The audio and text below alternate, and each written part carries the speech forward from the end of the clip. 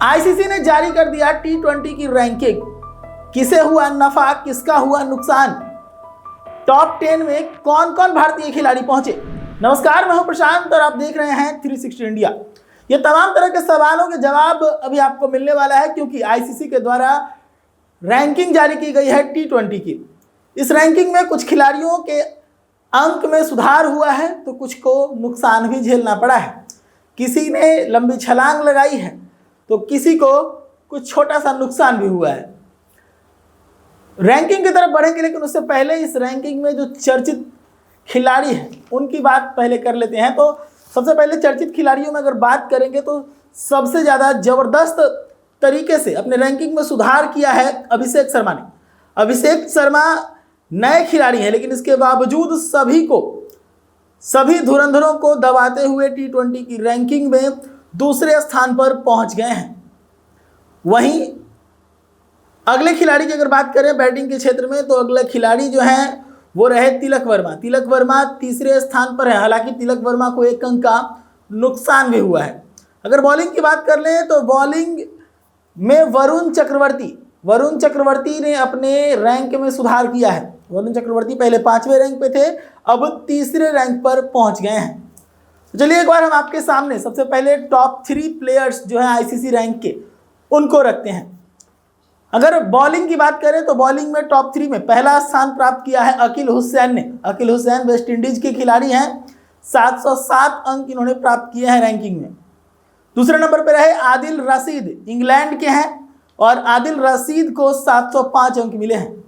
तीसरे नंबर पर वरुण चक्रवर्ती रहे। वरुण चक्रवर्ती भारत के खिलाड़ी हैं, 705 अंक के साथ भारत की तरफ से श्रेष्ठ रैंकिंग में है और आईसीसी रैंकिंग में तीसरे स्थान पर हैं। अगर बात करें बैटिंग की तो बैटिंग में पहले स्थान पर डेविस हेड हैं। डेविस हेड ऑस्ट्रेलिया के प्लेयर हैं, 855 अंक प्राप्त किए हैं। दूसरे स्थान पर अभिषेक शर्मा हैं, भारत के खिलाड़ी हैं, 829 अंक के साथ हैं। तीसरे स्थान पर तिलक वर्मा हैं, तिलक वर्मा भी 803 अंक के साथ हैं। अगर ऑलराउंड परफॉर्मेंस की बात करें तो ऑलराउंड परफॉर्मेंस में हार्दिक पांड्या काबिज है अपने पहले स्थान पर 251 अंकों के साथ। दीपेंद्र अय्यरी जो है वो नेपाल के खिलाड़ी हैं, उन्हें 231 अंक मिले हैं और वो दूसरे स्थान पर है। यहाँ पर इनका भी नाम एक कोट करने वाला नाम है। नेपाल जैसे नए नवेले क्रिकेट के देश से आते हैं और ऑलराउंड परफॉर्मेंस में दूसरे स्थान पर बने हुए हैं, यानी कि खिलाड़ी में दम है। अगले अगर खिलाड़ी की बात करें ऑलराउंडर में तीसरे परफॉर्मेंस की तो वो है मार्कस अस्टोनिस को 209 अंक प्राप्त हुए हैं। मार्कस अस्टोनिस ऑस्ट्रेलिया के लिए खेलते हैं। तो ये वो खिलाड़ी हैं जिन्हें टॉप 3 रैंकिंग मिली है। इसमें अगर देखा जाए तो तीनों ही कैटेगरी में भारतीय खिलाड़ी हैं। हालांकि बैटिंग और बॉलिंग में फर्स्ट रैंक पे कोई भी भारतीय खिलाड़ी मौजूद नहीं है। ऑलराउंड परफॉर्मेंस में हार्दिक पांड्या पहले स्थान पे हैं। तो वहीं अगर हम बात करें कि इंडिया की तरफ से टॉप 10 में कौन कौन प्लेयर शामिल हुए हैं, तो सबसे पहले बैटिंग की बात करेंगे। बैटिंग में अभिषेक शर्मा, इन्हें दूसरा स्थान प्राप्त हुआ है आईसीसी के रैंकिंग में 829 अंकों के साथ। तिलक वर्मा, इन्हें तीसरा स्थान प्राप्त हुआ है आईसीसी में 803 अंकों के साथ। सूर्य कुमार यादव, इन्हें 5वां अंक प्राप्त हुआ है आईसीसी में 738 अंकों के साथ। तो टॉप 10 में केवल यही 3 बल्लेबाज हैं जिन्हें जगह मिली है।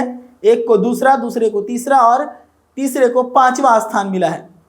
वहीं अगर बॉलिंग की बात करें तो बॉलिंग में टॉप 10 में जगह बनाने वालों में वरुण चक्रवर्ती हैं, 705 अंकों के साथ आईसीसी में तीसरा स्थान है। रवि बिश्नोई हैं, आईसीसी में 6ठा स्थान है, इनके 771 अंक हैं। अर्शदीप सिंह हैं, 652 अंकों के साथ 9वें स्थान पर हैं। तो बॉलिंग में भी 3 खिलाड़ी हैं और बैटिंग में भी 3 खिलाड़ी हैं जिन्हें टॉप 10 में जगह मिली है भारत की तरफ से। तो वहीं अगर ऑलराउंड परफॉर्मेंस की बात करें तो ऑलराउंड परफॉर्मेंस में केवल हार्दिक पांड्या ही हैं। तो ये आईसीसी की रैंकिंग है, आईसीसी के द्वारा जारी की गई है, जो बताती है कि भारतीय खिलाड़ियों में अगर देखा जाए तो बैटिंग और बॉलिंग में जो नए खिलाड़ी हैं उनकी प्रतिभा उभर कर आई है। ऑलराउंड परफॉर्मेंस में पुराने एक्सपीरियंस्ड खिलाड़ी हार्दिक पांड्या हैं, वो अपनी जगह को बरकरार रखे हैं, लेकिन सोचने वाली बात है कि T20 की रैंकिंग में एक भी एक्सपीरियंस प्लेयर ना तो बैटिंग में आगे आया है और ना ही बॉलिंग में आगे आया है, जो कहीं ना कहीं भारतीय खेल के स्तर को यानी कि बैटिंग लेवल और बॉलिंग लेवल के ऊपर एक सवालिया निशान खड़ा करता है। इस खबर में इतना ही। और भी अपडेट अगर आती है क्रिकेट की दुनिया से तो हम आपके सामने रखेंगे। जुड़े रहिएगा 360 इंडिया के साथ। धन्यवाद।